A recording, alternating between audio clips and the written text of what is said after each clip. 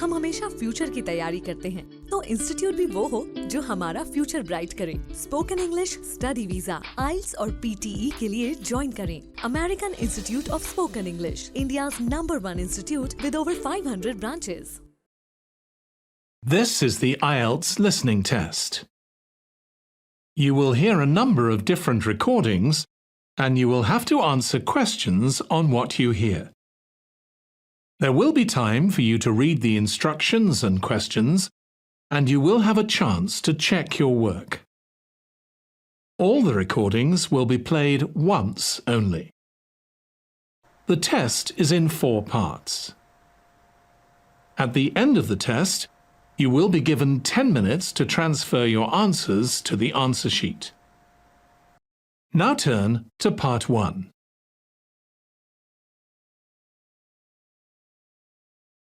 Part 1. You will hear a woman calling a holiday company.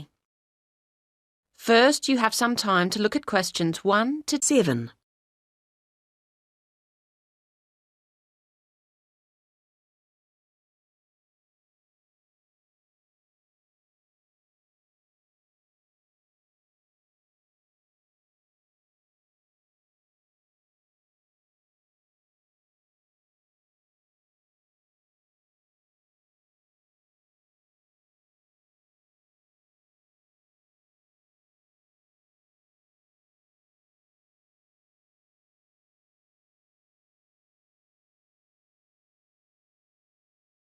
You should answer the questions as you listen, because you will not hear the recording a second time.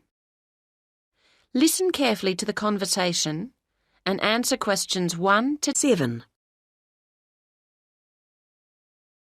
Good Times Holidays, John speaking. How may I help you? Oh, hello. I'm calling to complain about a holiday we've just had. Oh dear, I'm sorry to hear about that. Yes, we're very disappointed. What I need to do is to take some information from you so that I can look up the relevant files and then we can discuss the specific problems. Would that be all right with you?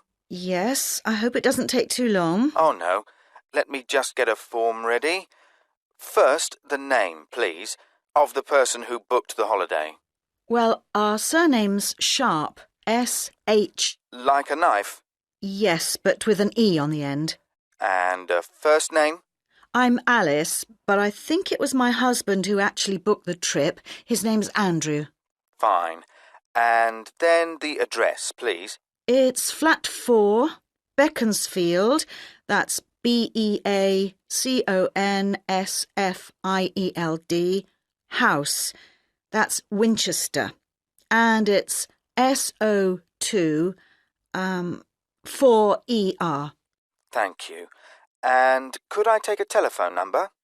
We're on 0374 56561 at home.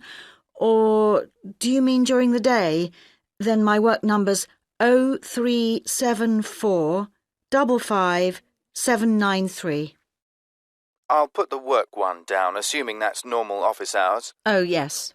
The next thing is, do you have a note of your booking reference? I think so. Would it start 74? No. Usually with 2 or 3 letters. Uh-huh. Oh, is this it? MH? That sounds like it. And then 66G4. Thank you. Right, what's next? Now, did you book in conjunction with any kind of special offer? Or did you book directly with us? Or maybe through a scheme your employer's part of? Oh, OK. No, I think... Yes, we were using an offer from a credit card company. They always seem to have offers on. You get something with every bill, don't you? Yes, so many. Fine. And now, insurance. Did you have an insurance policy that came with your booking? Well, no. I mean, it came under our Gold Star policy, so we didn't need extra. No, that's fine. It's just a check. All right, nearly there. Now, what type of holiday was it? Well, not very... No, OK. It was called a midwinter break in the brochure. Thank you. Before you hear the rest of the conversation, you have some time to look at questions 8 to 10.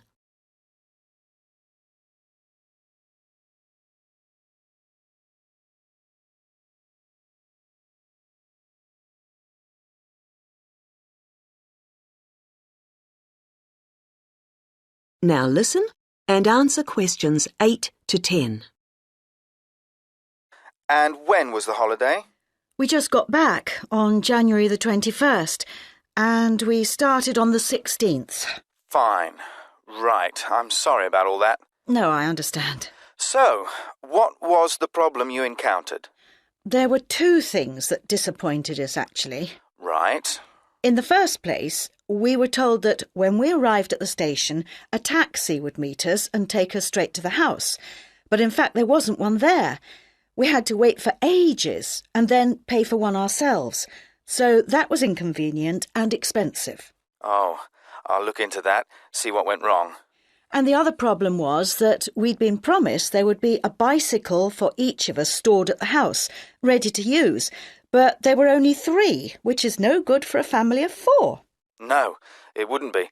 OK, well, I'll check into that as well. Now, if you can give me a few hours, I'll get back to you this afternoon, and then we can discuss.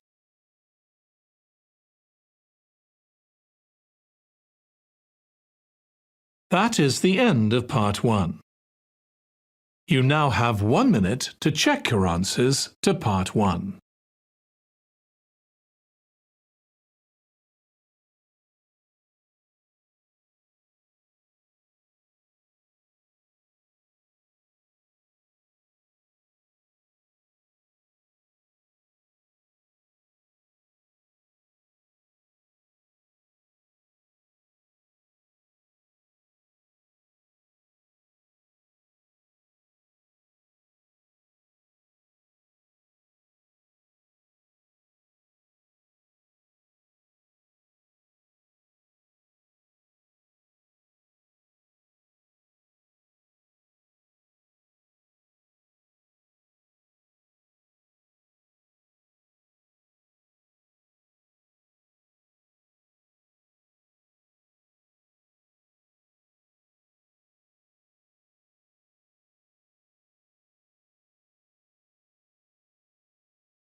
Part 2. You will hear a student housing officer giving a talk to a group of university students concerning dormitory renovations. First, you have some time to look at questions 11 to 15.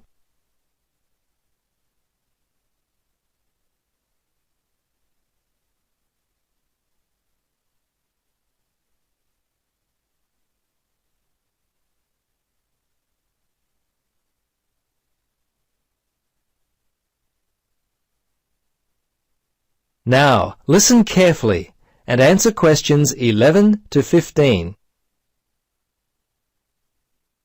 After months of discussion and planning, we are very pleased to announce that the renovations will be made to the west wing of the university dormitories. Now, with this good news comes some bad, as there will be some disruptions to your living environment. But we think once you hear our plans, you're going to be very happy with what we will be doing. Firstly, if you'll just take a moment to look at the plans we gave you as you came in. Firstly, on the eastern side of the wing, you'll notice that there will be a change in the existing front entrance. It will be removed to another location on the opposite side of the wing. I'm sure that a lot of you will be glad for that, as our present configuration didn't allow for enough lighting. With the renovations will also come the removal of the existing staircase, but not the column beside it. Now, as we move west, we come to the location of the new security entrance. As with the old one, there will still be a need for some new lighting, so we're planning to install a number of overhead lights, which will make entering and exiting safer for you all.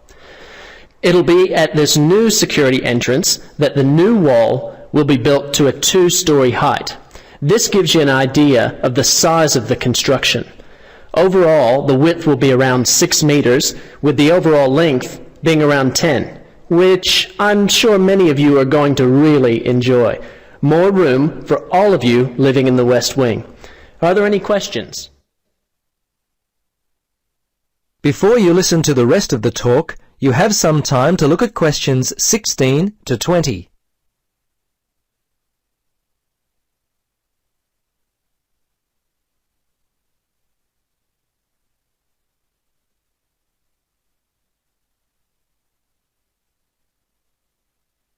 Now listen carefully and answer questions 16 to 20. Now, as I mentioned, there will be some issues we will have to overcome regarding the renovations. The first will be relocating some of you to new dormitories. 30 students will be moving for a total of 6 weeks. Now, of those who will be moving, you will be distributed to 3 other temporary locations, the North, South, and East dorm wings. 10 students will be relocated to each wing. This means that some of you are going to need to get packing. Don't worry about your new location. We're doing all we can to make your new temporary dorms as comfortable as possible. In fact, as I speak, we're making steps to ensure that you have study desks, lamps, and computer facilities, and all of the other facilities you require to successfully continue on with your studies. We're even repainting several of the rooms in the preparation for your arrival. The changes to your dorms will be starting within a week. If you have any problems, don't hesitate to contact my office. Now, I'm sure some of you have questions. I'm happy to answer them now.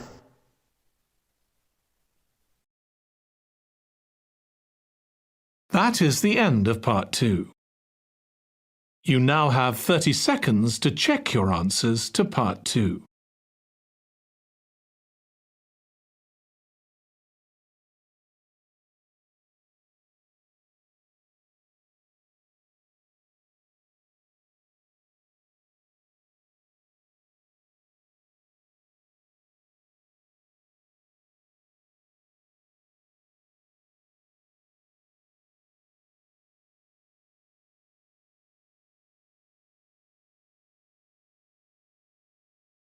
Part 3. You will hear a discussion between 2 students, David and Jane, and their tutor, Dr. Wilson, about their group research project into local history. First, you have some time to look at questions 21 to 26.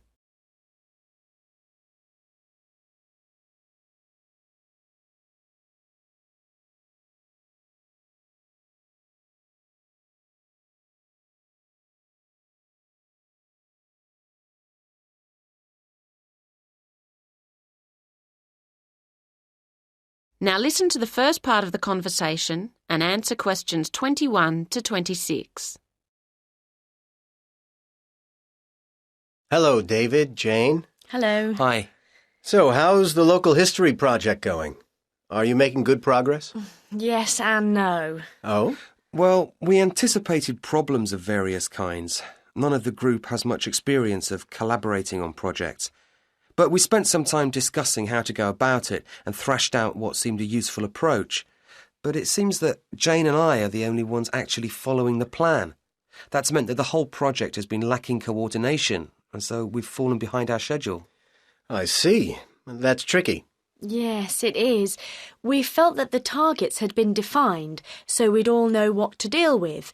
But looking back, we probably should have really specified individual responsibilities.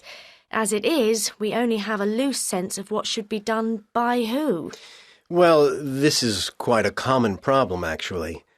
I take it that you've had enough group meetings, so you're looking for an effective solution.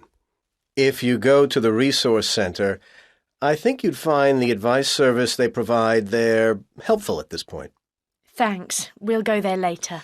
On a specific note, I think we've got carried away with recruiting people to interview at the expense of building up the reference section, which I don't think is going to be solid enough.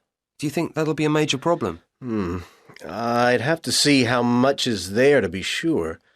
But, well, you'll have to be pragmatic at this point, I think. What you'd better do is ensure your methodology is really strong, so at least you can't be faulted on that front. Then, if people challenge your results, at least you've carefully reported how you reach them. Do you see what I mean? Yes. So? Yes, I think one resource in relation to that we haven't exploited as fully as we might is the internet. I've taken a lot of journals off the library shelves to go through, but actually there are websites where you can call up lists of approaches or data sets really quickly. I think that's a good idea, yes. Now you have some time to look at questions 27 to 30.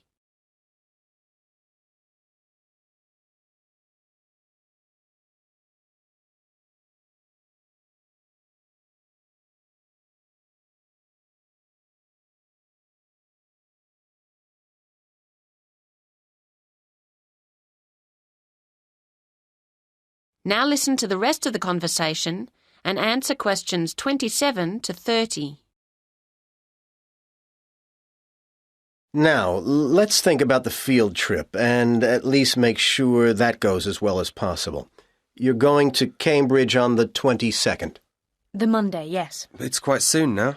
And in the morning, you'll be travelling and then getting settled into the hotel. Uh-huh. But you need to get down to work after lunch, of course. Now, I've arranged for you to have a look at some useful visual material, especially photographs and old magazines and newspapers, which is included in an exhibition at the library in the university. That sounds like a good starting point. There's quite a lot on show, so that'll occupy most of the afternoon. Then the following morning, I want you to go and talk to someone in the city library. His name's Jarvis Gregson. He works in the education section there, and he's an expert on the area's history. Don't, of course, forget to take a tape recorder with you, so that you can record what he tells you. Mm-hmm. And to have our questions ready. Indeed. Okay, and the afternoon's free for you to wander around, get the feel of the place. Do some sightseeing. As you wish. It's a beautiful city. But it's back to work on Wednesday morning. Concentrate on the central area and walk around methodically. You'll have the plans I'm getting ready for you from different periods, and your task is to compare those with the makeup of the city today. Make notes on how different kinds of shops and businesses have grown up, what's gone, and so on. I hope the weather's good. Yes, and in the afternoon, I want you to think about producing your own records, along the lines of the ones in the city library's archives. The history of the castle is very important to the city's development, so use a camera to get some pictures that reflect that, if you can, showing it in relation to the buildings and spaces around it. We'll try. And when do we travel back? That's up to you. You can either decide to... That is the end of part 3. You now have 30 seconds to check your answers to part 3.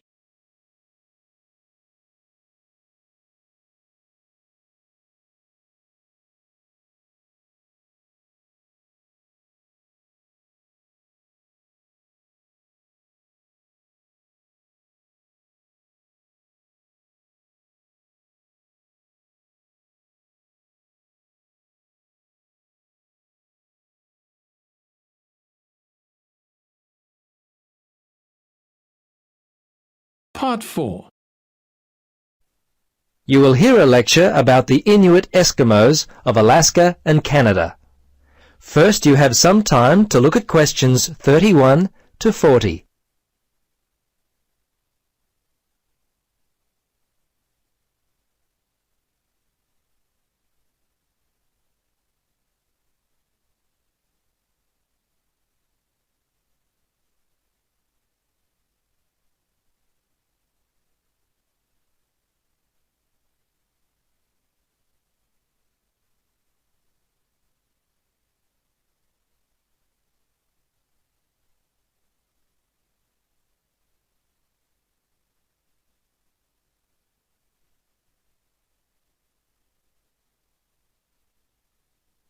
Now listen and answer questions 31 to 40.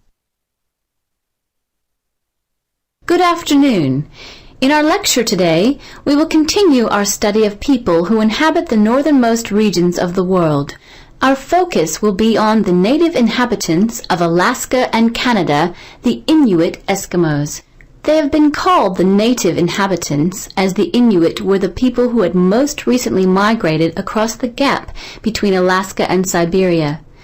Distinctly Asian in origin, the Inuit, which is literally translated the people in their native language, developed their civilization in what is now the Bering Sea region about 1,000 years ago.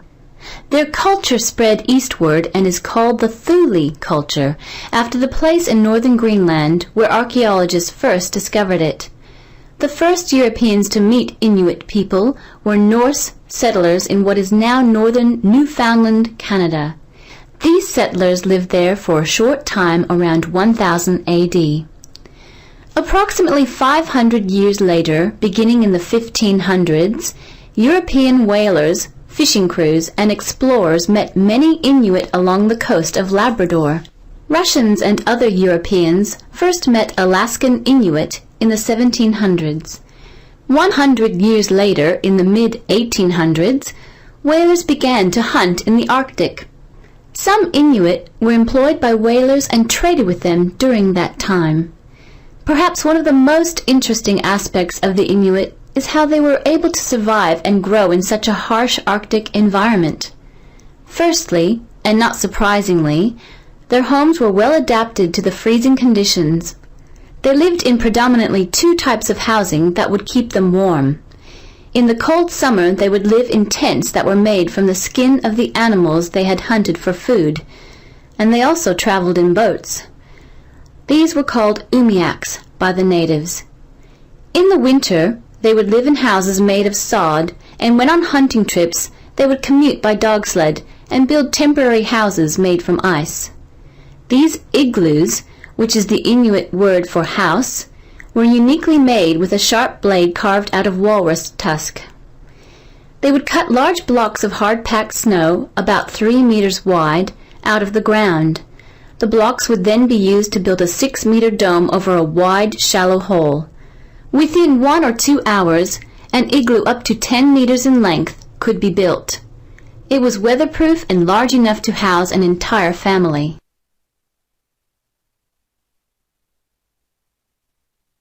Very early in their history, they managed to develop the technology to hunt the huge bowhead whale, which was the staple food source for them at that time. They also hunted walruses and seals. On land, they hunted polar bears, moose, and various other game. The harsh environment in which they lived meant that a steady supply of food was often difficult to come by. Therefore, the Inuit were a people constantly on the move, looking for food, which meant that their dwellings had to be easily built and easily dismantled. They inhabited the wide open land and, as such, moved freely around it in search of food. Today, the traditional way of life has basically ended for the Inuit. They live in wooden homes rather than in snow houses, sod houses, or tents. They wear modern clothing instead of animal skin garments. Most Inuit speak English and Russian. Some speak Danish, while fewer still continue to hold on to their cultural roots by passing on to the younger generation their native language. The kayak and umiak, their principal means of travel, have given way to the motorboat, and the snowmobile has replaced the dog team. The combined percentage of the Inuit population in Alaska and Canada stands at 63%, the latter being 29% and the former around 34%. Some Alaskan Inuit live in towns and cities, but the majority live in small settlements and hunt and fish for most of their food. Most of those in Canada live in towns in housing provided by